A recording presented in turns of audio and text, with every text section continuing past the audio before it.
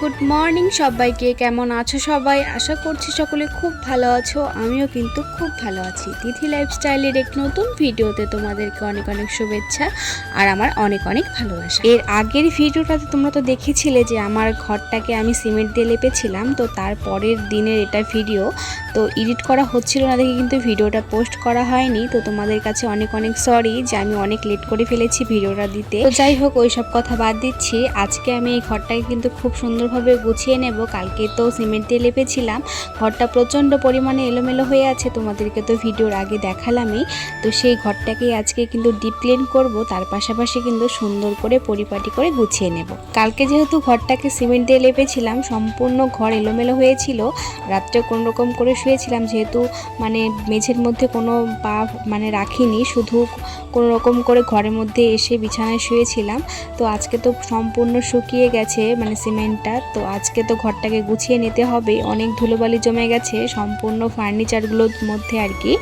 তো প্রথমেই আমি এই ড্রেসিং টেবিলটা থেকে আর কি শুরু করছি। প্রথমেই আমি এই সামনটুকু আর কি ড্রেসিং টেবিলটার সামনটা যেটা আছে সেটাই আগে ভালো করে ডাস্টিং করে নিচ্ছি। একদিন ইচ্ছা আছে যে পুরো ড্রেসিং টেবিলটাকে ভালো করে ডাস্টিং করে আবার গুছিয়ে নেব। সেই ভিডিওটাও কিন্তু অবশ্যই তোমাদের সঙ্গে আমি শেয়ার করব।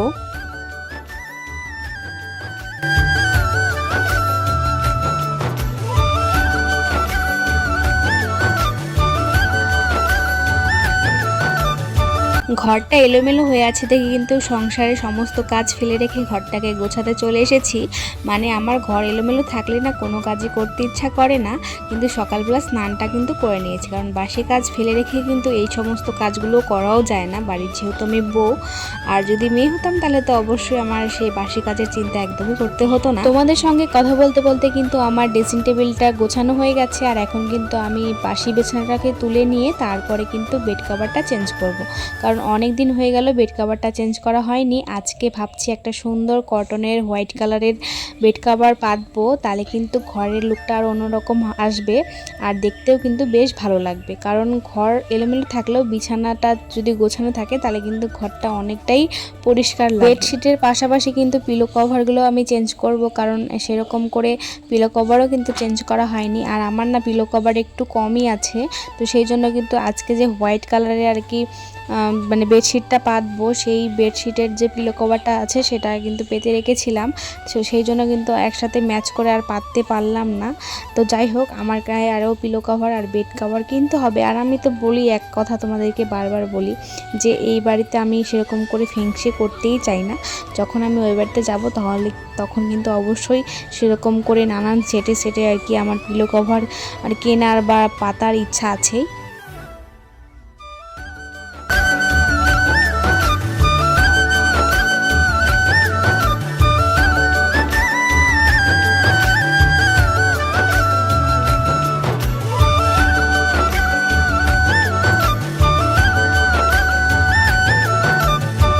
বিছানাটাকে কিন্তু একদম টান টান করে পেতেছি, কারণ বিছানা টান টান করে না পাতলে কিন্তু দেখতে একদম ভালো লাগে না। তারপরে কিন্তু আমার এই সোফাটাকে কিন্তু গুছিয়ে নেব, কারণ সমস্ত জামা কাপড় কিন্তু এই সোফার উপরেই থাকে। যতই আমার জামা কাপড় রাখার ফার্নিচার থাকুক না কেন, এই সোফার উপর জামা কাপড় সবসময় থাকবেই। তো সেটাকে কিন্তু আমি প্রত্যেক দিন সকাল হলে গুছিয়ে নেই। আর কালকে তো তোমরা দেখেছিলে যে আমি আগের ভিডিওটা তোমরা যে দেখেছিলে যে আমি সোফার কভারটা কেচে দিয়েছিলাম, তো সেটাকেই এখন আর কি পেতে নেব।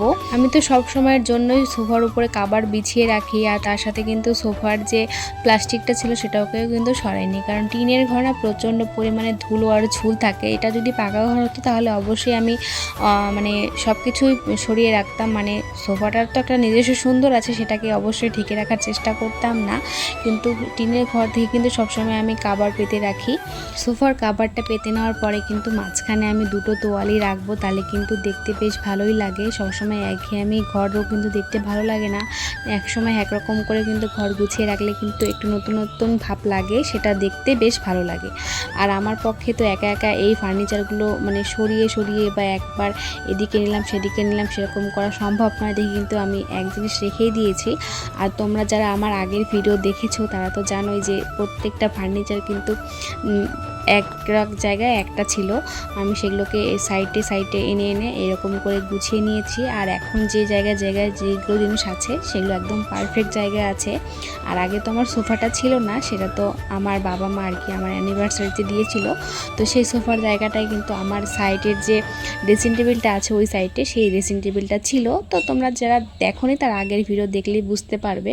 তো যাই হোক, কালকে তো সিমেন্ট দিয়ে ঘরটা লেপেছিলাম, তো সিমেন্টগুলো হালকা হালকা আমার এই আলমারির মধ্যে আর কি লেগে গেছে। তো সেটাকে একটা টিস্যু পেপারের সাহায্যে আর কি মুছে নিচ্ছি। সিমেন্টগুলো আর কি আলমারির মধ্যে লেগে থাকলে মানে আলমারিটা নষ্ট হয়ে যেতে পারে, তো সেই জন্য আর কি মুছে নিচ্ছিলাম।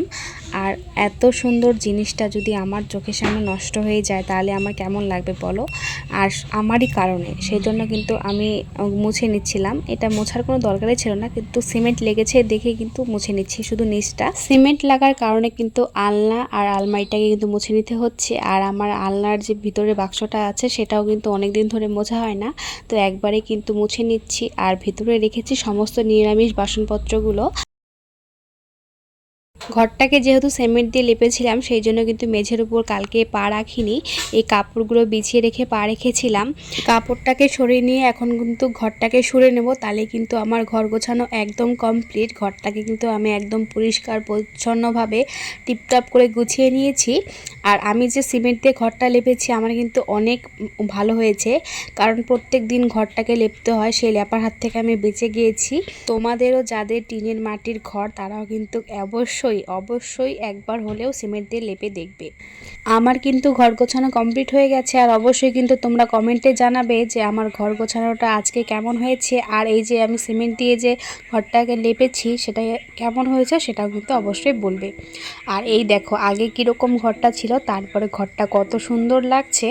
কোন ঘরে তোমাদের থাকতে বেশি ভালো লাগবে, এই ঘরে না এই ঘরে? অবশ্যই এই সাজানো গোছানো ঘরটাতেই সবার থাকতে ভালো লাগবে। তো যাই হোক, আজকের ভিডিওটা আর বেশি বড় করছি না। ভিডিওটা কেমন লাগলো সেটা কিন্তু অবশ্যই কমেন্টে জানাবে। যদি ভালো লাগে তাহলে অবশ্যই একটা লাইক করে আমার চ্যানেলটিকে সাবস্ক্রাইব করে দেবে। তো চলো আজকের মতো টাটা, দেখা হবে আবার নেক্সট ভিডিওতে।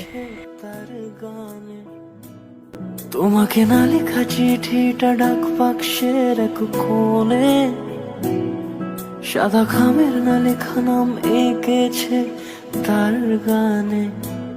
সেই চিঠি যত লেখা থাকে একা একা, সেই গানের না শোনা সুর আঁকা একা একা, ছুঁয়ে যায় তবু কখন এসে।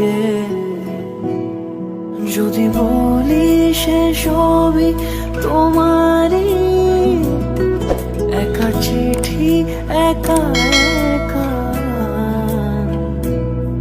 যদি বলি